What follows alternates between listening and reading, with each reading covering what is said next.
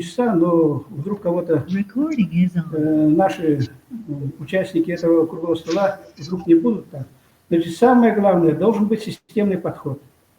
В 2017 году, благодаря поддержке СН Николаева в городе, будучи он мэром, поддержал мою инициативу, мы создали Координационный совет по инклюзивному образованию города Якутска.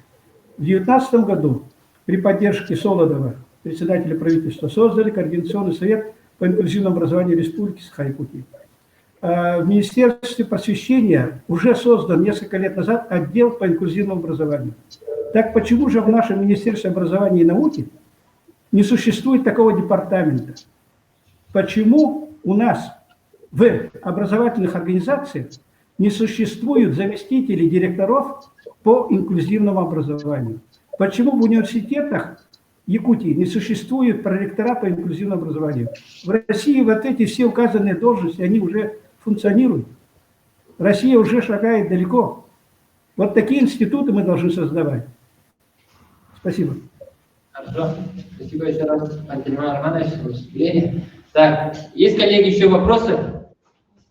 Если вопросов нет, мы тогда, наверное, завершим сегодняшнее мероприятие.